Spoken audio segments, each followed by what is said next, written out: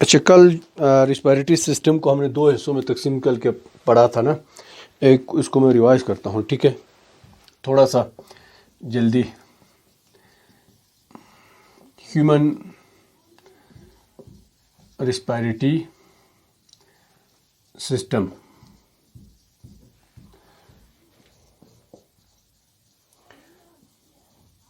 इसको हमने दो हिस्सों में तकसीम किया था। एक क्या है, एयर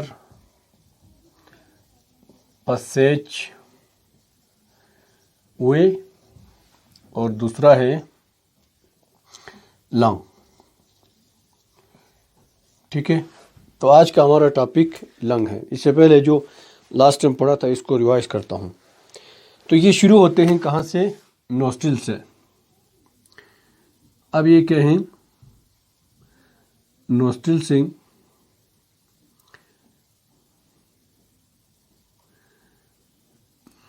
नाक के जो ओपनिंग होता है एक्सटर्नल, इसको क्या कहते हैं? नोस्ट्रिल्स कहते हैं। अब यहाँ से नीचे, यहाँ से माउथ है, और नोस्ट्रिल्स के अंदर जो है, नाक के अंदर जो खाली जगह है उसको कहते हैं nasal cavity. Pair of nostrils होते हैं, दो नोस्ट्रिल्स बाहर ओपनिंग होते हैं, ठीक है, नाक के इंसान के। इसी तरह नेजल क्यूटी भी अंदर दो हैं, उन दोनों के बीच में एक वॉल है जो इसको सेपरेट करता है, अलग दो कंपार्टमेंट हैं। और इसके अंदर क्या है? हेयर बाल हैं, हेयर प्लस इसमें म्यूकस है। ठीक हो गया? तो इसके फंक्शन क्या है वो लास्ट टाइम आपको बताया था। क्या काम करते हैं? ये एयर को फिल्टर करता है, ठीक है। जो हवा है, आप किसी भी जगह पे सांस लेते हैं, डस्ट पार्टिकल हैं, मुख्तलिफ मट्टी के ज़र्रात हैं, तो वो इधर से फिल्टर होकर नीचे नहीं आएगा। और दूसरा फंक्शन क्या है? म्यूकस और हेयर मिल के ये बहुत अहम रोल प्ले करते हैं। ये एयर को मॉइस्टन करते हैं, नम करते हैं, और इसको वार्म भी करता है, ठीक है, गर्म भी करते हैं अकॉर्डिंग टू बॉडी टेम्परेचर। जब आप ठंड में सांस लेते हैं तो जो ठंडी हवा है वो अंदर रिस्पायरेटरी सिस्टम के अंदर नहीं भेजेगा लंग्स तक, उसको यहाँ पे जब यहाँ से होके गुजरेगा तो फिर वो क्या होगा? वार्म होगा, बॉडी टेम्परेचर के मुताबिक होगा। अब इसके बाद इसको कहते हैं इंटरनल नोस्ट्रिल।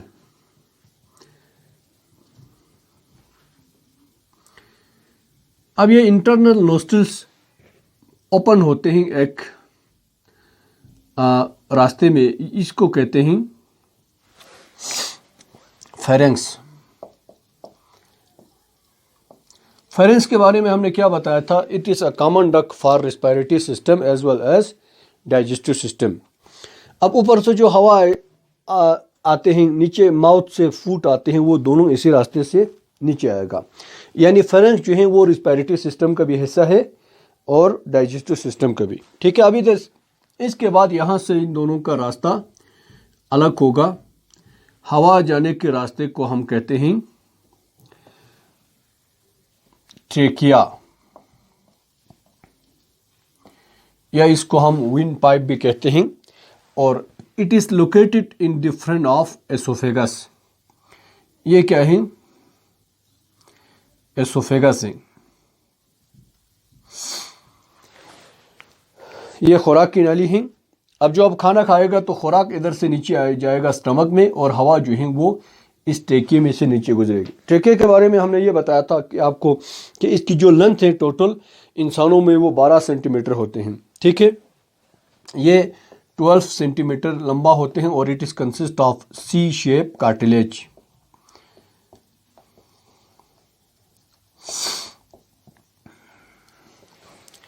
कार्टिलेज क्या होते हैं? ये भी एक किस्म के कनेक्टिव टिश्यू हैं, हड्डी की तरह ही इसकी कंपोजिशन है, लेकिन ये हड्डी से नरम है, आम गोश्त से थोड़ा सा सख्त है, ठीक है। अगर आपको कार्टिलेज देखने का शौक है तो आपने कान पे हाथ लगाए ना, वो कार्टिलेज है। ठीक हो गया? अब इसमें इसको निकाल कर आप यहाँ पर देखें, ट्रेकिया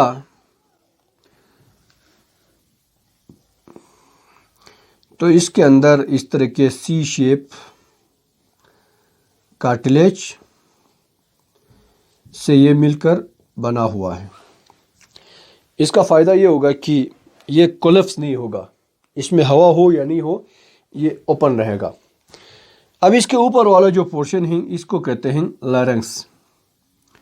लैरिंक्स के बारे में हमने आपको ये बताया था कि the upper most part or portion of trachea is called larynx and it is also called voice box. इसको वॉइस बॉक्स भी कहते हैं क्योंकि साउंड पैदा करने का इंतज़ाम यहाँ पे है। ठीक है, इसके ऊपर जो है एक पेयर होते हैं वोकल कॉर्ड के, इसको कहते हैं वोकल कॉर्ड। एक थिन मेम्ब्रेन ही जो इसकी ऊपर लैरिंक्स के ऊपर स्ट्रेच करके रखा हुआ है। जब आप बोलते हैं तो ये जो वोकल कॉर्ड है वो वाइब्रेट होगा, फिर साउंड पैदा होगा। अब इसकी जो ओपनिंग है इसको कहते हैं ग्लॉटिस। यहाँ से हवा अंदर जाएगा।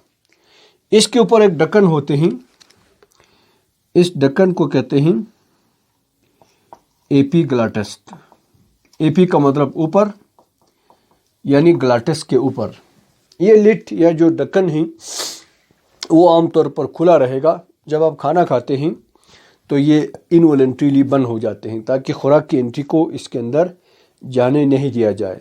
ठीक है, अब इसके बाद नीचे जब आप मूव करेंगे तो it divide into left and right bronchus.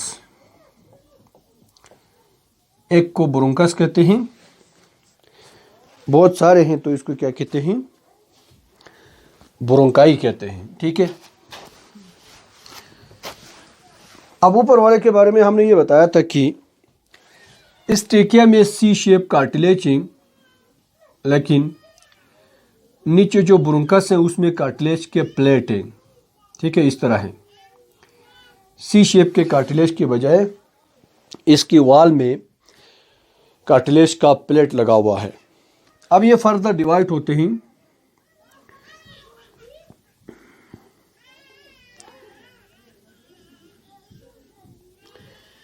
और ये रीडिवाइड। जब ये काफ़ी छोटा होते हैं इसके डायमीटर, तब हम इसको कहते हैं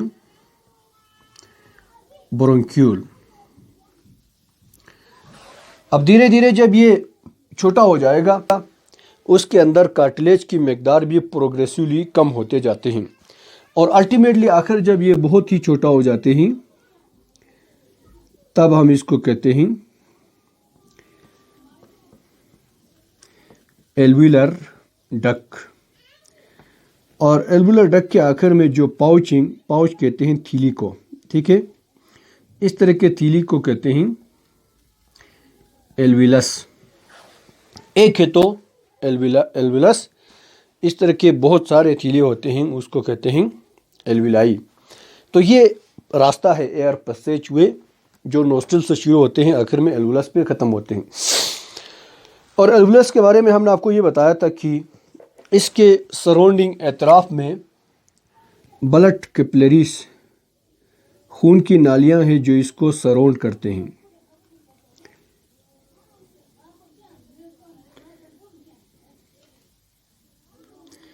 और इसका वाल जो है, हर एल्विलस के वाल बहुत बारीक थिन हैं, सेल की सिर्फ सिंगल लेयर, एक लेयर पे मुश्तमिल हैं। तो यहाँ से गैसेस की एक्सचेंज, अब ऑक्सीजन इधर आ गया है तो इधर से अंदर और अंदर से कार्बन डाइऑक्साइड आसानी से डिफ्यूज़ करके इस एल्विलस में जाएगा, फिर यहाँ से इधर से ऊपर बाहर निकल आएगा। ठीक है, तो इधर तक तो लास्ट टाइम हमने डिस्कस किया था, ये कल का टॉपिक है। आज का हमारा टॉपिक है लंग। ठीक, द लंग।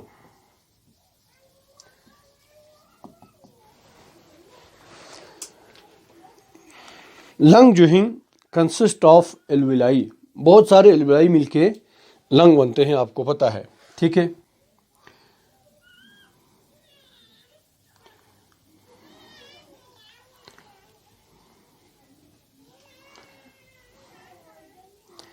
अब इसका स्ट्रक्चर कुछ इस तरह होगा लंग का, एंड इट इज, लंग के बारे में आपने ये याद रखना है कि it is consist of alveoli और it is located in thoracic cavity. ये थोरेसिक क्यूटी के अंदर मौजूद हैं। थोरेसिक क्यूटी में क्या होते हैं? It is consist of 12 pair of ribs plus diaphragm.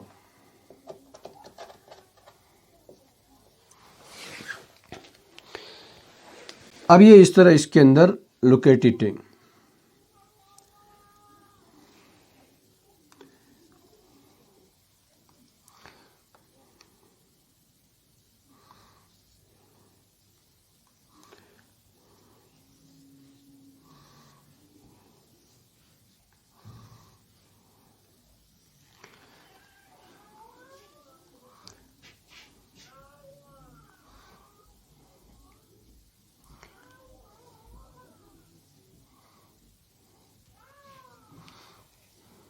ठीक है, टोटल पेयर्स कितने हैं? रिब्स की 12 हैं। इसको कहते हैं थोरेसिक क्यूटी, या इसको रिब केज भी कहते हैं। ये पूरा अंदर जो है रिब केज बनता है और नीचे एक मस्कुलर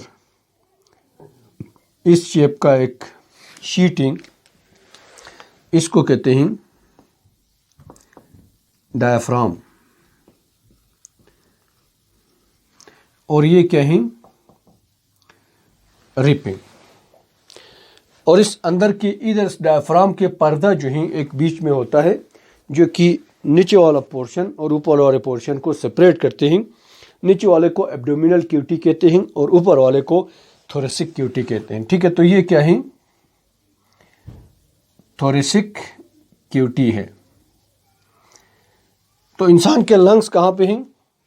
2 लंग्स हैं के अंदर लोकेटेड हैं। अब इनके बीच बीच में जो मसल होते हैं,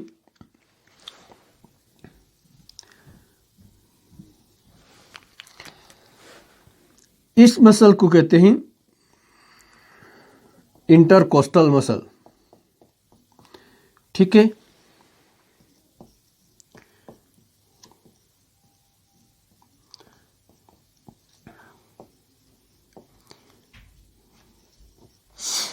या आप इसको सिंपली रिब्स मसल भी कहते हैं। Inter coastal muscle, it is also called ribs muscle।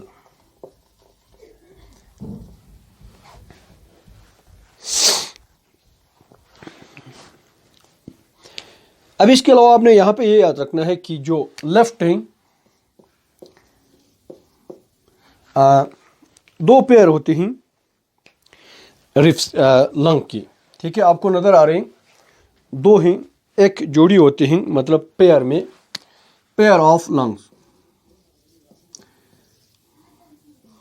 इसमें एक होता है लेफ्ट और दूसरा जो है राइट।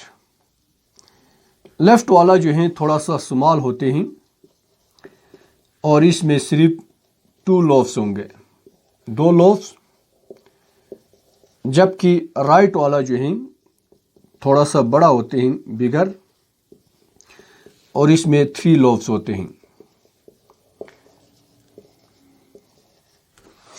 अब इसका रीजन क्या है? अब ये वाला लंग जो है वो लेफ्ट है, ठीक है, ये वाला राइट। राइट वाला बड़े होते हैं as compare to left side के लंग के, और इसमें सिर्फ 2 लोब्स होंगे इस तरह। इसमें जो है 3 लोब्स हैं। ठीक है, 1 2 3। इसका रीजन क्या होगा? इसकी वजह क्या होगी? क्योंकि हार्ट जो हैं वो इन दोनों के बीच में होते हैं, ये थोड़ा सा लेफ़्ट साइड पे होते हैं, ठीक है, दिल, इसलिए ये दिल को जगह देगा, इसलिए ये दोनों जगह शेयर करते हैं हार्ट के साथ, इसलिए लेफ़्ट जो है वो थोड़ा सा स्मॉलर होगा एज़ कम्पेयर टू राइट के। अब इसके अलावा ओवरऑल जो हैं ये इलास्टिक होते हैं और स्पॉन्जी होते हैं। स्पॉन्जी अंदर से जो खोखला होता है ना, आप दबाएगा तो वो दब जाता है, इसको कहते हैं स्पॉन्जी। इलास्टिक थोड़ा इसमें लचक भी होता है, ठीक है। इसके अलावा इसमें हार्ट से, दिल से ब्लड की सप्लाई होते हैं, इसको कहते हैं पल्मोनरी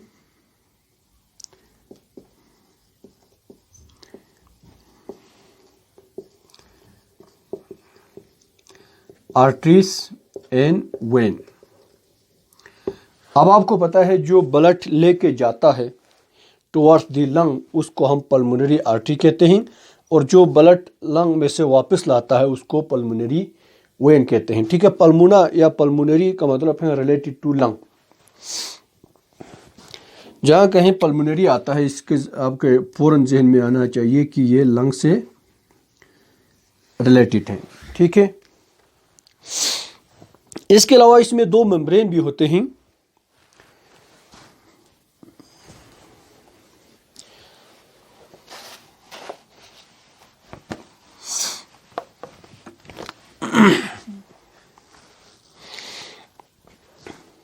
दोनों लंग जो हैं वो दो मेम्ब्रेन के अंदर इनक्लोज है। टू मेम्ब्रेन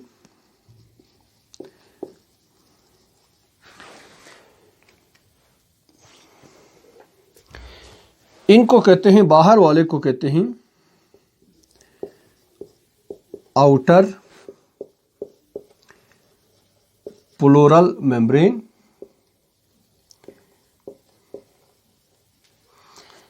अंदर वाले को कहते हैं इनर प्लूरल मेम्ब्रेन। अब इन दोनों के बीच में क्या होगा, फ्लूइड होगी जो इसको लुब्रिकेट करता है, ग्रीस की तरह है, ये इसकी प्रोटेक्शन करते हैं, ठीक है। अब यहां पे देखिए ये किस तरह है,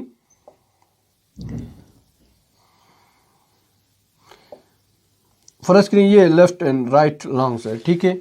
तो इसमें दोनों के अंदर